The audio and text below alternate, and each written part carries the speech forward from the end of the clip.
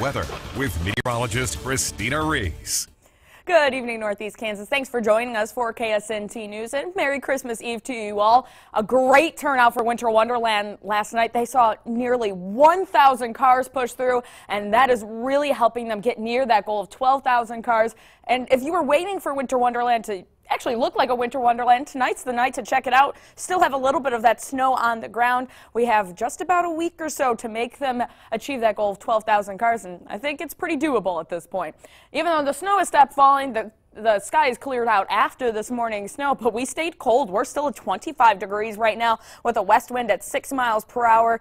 Never got out of the 20s, though. We started off this morning at 18, only made it up to 27, and most of us are still hanging out in the 20s right now, but some of our northern areas are going to fall into the teens pretty shortly. Already there for Hiawatha, 18 degrees, 21 for Marysville as well as Concordia, and you're coming in at 23 in Junction City and Council Grove.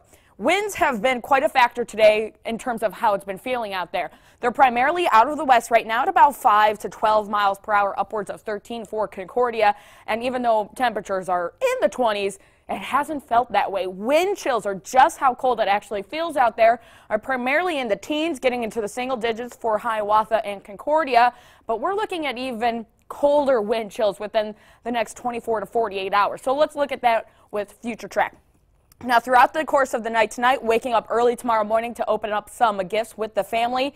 If you have to head out, it's another morning to bundle up. Wind chills will be in the single digits and teens once again for Christmas Day. Throughout the course of the day, we look to see high temperatures trying to get into the low 30s, but overall wind chills will be tricky throughout the day. Anything from teens, 20s, maybe some low 30s, close to air temperatures are feasible. But as you head back to get back to your normal routine, getting back to work Tuesday morning, that's when it becomes a little bit more of a concern. Notice this plunge in terms of wind chills coming in from the north. This is Tuesday morning, 6 a.m. We are talking near zero wind chills, if not a few degrees below that. So if there's a day to really give yourself extra time to throw on the extra layers, warm up your car, Tuesday morning will be the day to do that. And even throughout the day on Tuesday, not much improvement, feeling like it's in the single digits, maybe as warm as the low teens, even by Tuesday afternoon.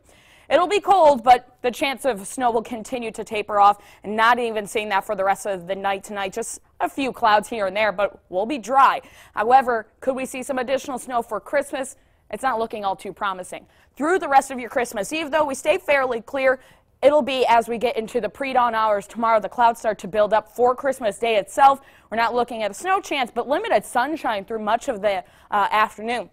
Late Christmas, though, this is something new the models are doing for some of our extreme northern areas closer to the Kansas-Nebraska border. There's a slight chance of maybe some flurries trying to fire up late Christmas Day into early Tuesday morning. Not expecting much out of this, though, and you can see future track pretty much wipes that out as we get into the start of Tuesday.